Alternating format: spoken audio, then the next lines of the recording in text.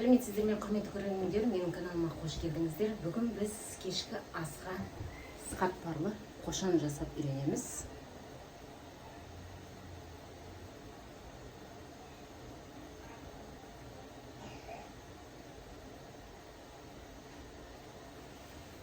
Құрметті менің көрермендерім, видеоның басынан соңына дейін менімен бірге болыңыздар, бірге жасап үйренейік. Ал достар, онда біздің кешкі асымызға бізге ең бірінші қамырымызды елеп алайық. Қамырымызға 500 грамм ұн және де бір ас қасық қантымыз қажет болады. Бір чай қасық тұзымыз қажет.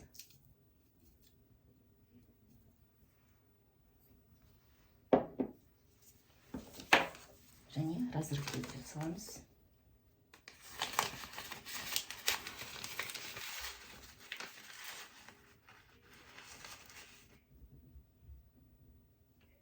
Разрыхлитель тоже бір чай қасық.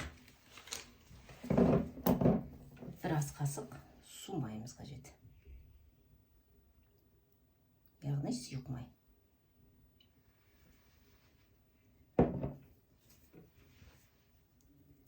Және 200 грамм су қажет болады. Жылы су. Жетпей баратса, тағы да су үстіне қосуға болады. Ал енді жақсылап қамырымызды елеп алайық. Піссін.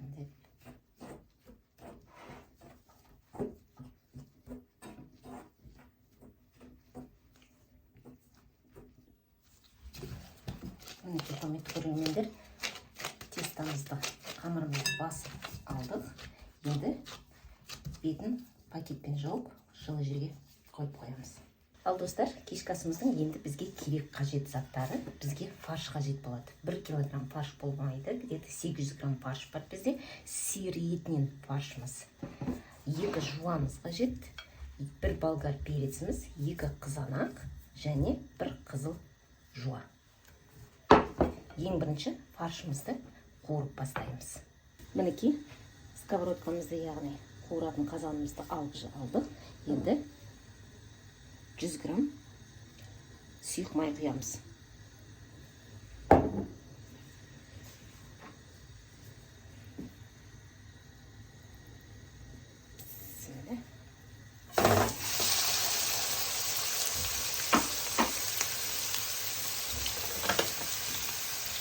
Достар, фаршымызды жақсылап қуырып жатырмыз. Енді үстіне 1 чай қасық қара бұрыш,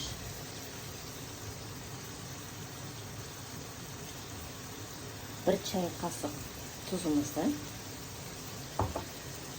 тұзды сақыда кішкене салсақ болады. 1,5 чай қасық тек. Және 1 чай қасық зіра салсаңыздар болады. Өз еріктеріңіз зіра салам десеңіздер, салмайын десеңіздер. Кейбірлері зіраны жақсы ұната бермейді, сол үшін салмайды. Енді бәрі жақсы араластырып, жай оттықта 20 минутта қуырамыз. Ал енді біздің фаршымыз қуырылып жатқанша, пока етіміз, яғни туралған етіміз қуырылғанша, біз онда жуамызды турап алайық. Жуаны майды көбейтіп тураймыз. Мінекей, құрметті көрермендер, мына қызыл жуамыздың біз жартысын ғана тураймыз, жартысын алқаламыз. Неге десеңіздер, қазір видеоның соңында бәрін түсіндіріп көрсетемін. Ал келесі болгар перецімізді тоже майды көбейтіп турап аламыз. Жуамызбен болгар переціміздің размері, яғни барлығы көбейтіп туралады. Келесі қызанақтарымызды да майда осындай болгар переціндей қылып майда көбейтіп турап аламыз. Болгар перецімізбен қызанағымызды турап алдық. Тартылған етімізді жақсылап қуырдық, суы тартылды, тек қана өзінің майы ғана қалды. Енді осының үстіне туралған жуамызды саламыз. Жақсылап араластырып 10 минуттай қуырып аламыз. Достар, жуамыз бен фаршымыз қуырылды. 10 минуттай қуырып алдық. Енді осының үстіне қызанақ пастысын саламыз. Қызанақ пастыдан бізге 2 чай қасық қатсаңыздар жетеді. Көп қажет емес.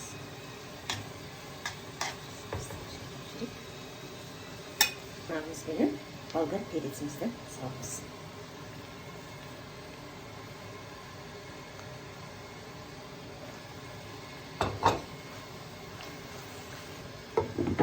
Ал құрметті көрермендер, келесі бізге 150 граммдай сары май қажет болады. Растопить етіп аламыз, яғни ертіп аламыз осы майымызды. Мінекей құрметті көрермендер, тартылған етімізді барлық жуамызды, болгар перецімізді, помидорымызды салып араластырып жақсылап қуырып алдық. Енді үстіне 200 грамм қайнаған су құямыз.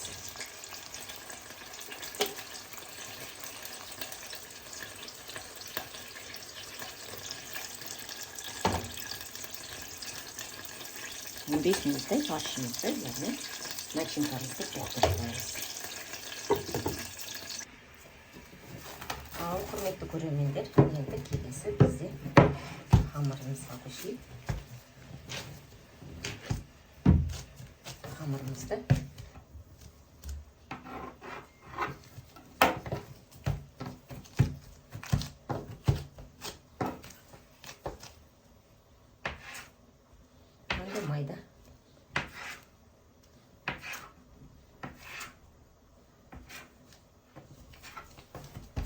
майда кусоктарға бөліп аламыз. Мынандай қамырларыңыздың бәрін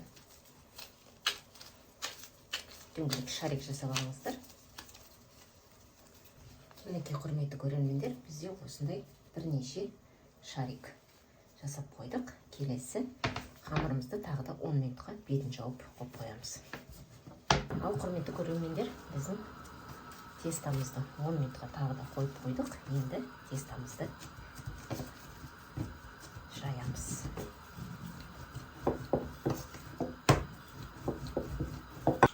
Мінекей, енді осы қамырымызды мынандай тонкий қылып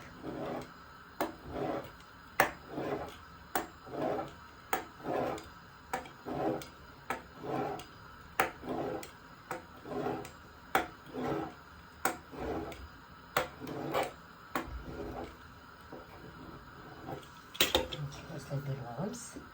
Үстіне енді жаңағы ерткен майымызды жағамыз.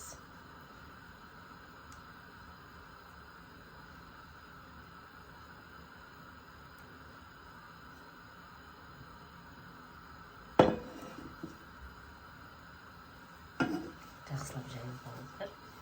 Енді қамырымызды осындай қылып орайсыздар.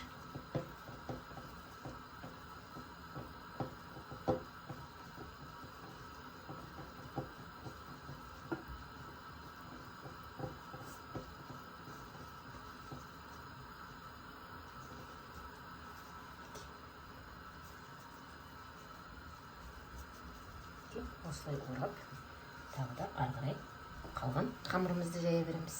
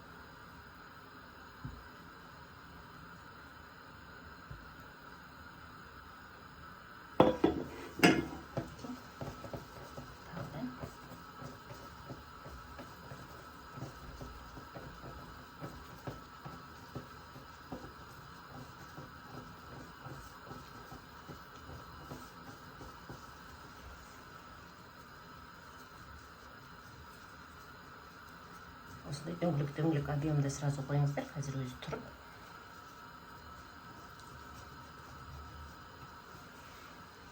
Онда қамырымыздың бәрін осылай жасап алайық. Мінекей құрметті көрермендер, тестамыздың бәрін осылай айналдырып, слоеный кесіп майдап қойдық. Енді келесі қуыруға кірісеміз. Құрметті көрермендер, біз подливімізді перелить еттік, басқа қазанымызға құйып қойдық. Келесі енді бізге майды көп құймаймыз. Тесталарымызды салып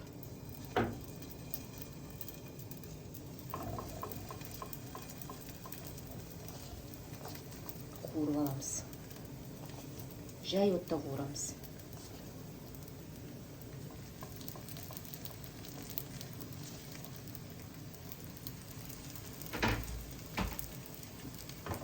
Енді осындай жай отта қақпағын жауып қуырамыз. Мінекей, құрметті көрермендер, арғы екінші бетін, бірінші бетін аудардық, яғни қуырылды, енді екінші бетін аударып қуырадық. Осылай барлық қамырымызды қуырып аламыз. Жай отта, яғни қақпағын жауып.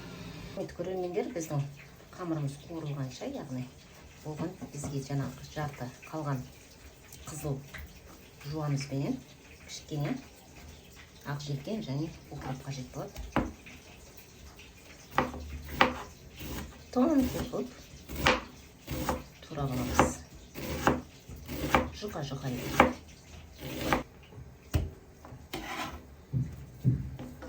Чашкамызға салып алайық. Укроп пен ақ желкен қатты жерін кесіп алып тастаймыз. Келесі бізге қызанақ қажет.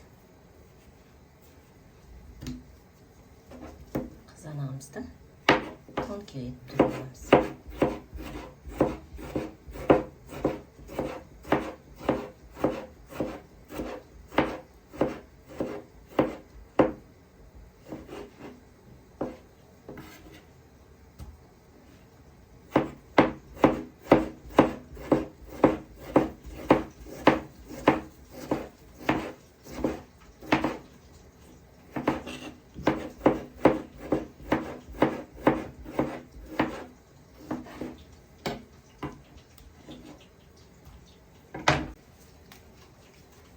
Келесі тұзымызды саламыз.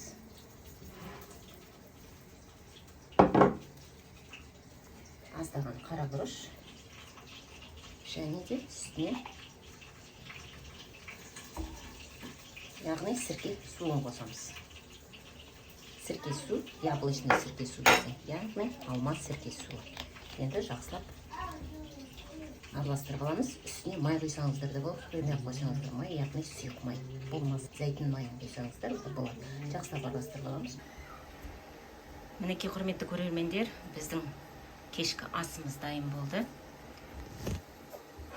Подливі ортасында тұрған подливіміз және де сыртында біздің қатпарлы қошандарымыз десек те болады. Және бұған міндетті түрде осындай салат жасасаңыздар болады. Салатпен өте дәмді кетеді. Ал мен сіздермен қоштаспаймын. Келесі кездескенше сау саламатта болыңыздар.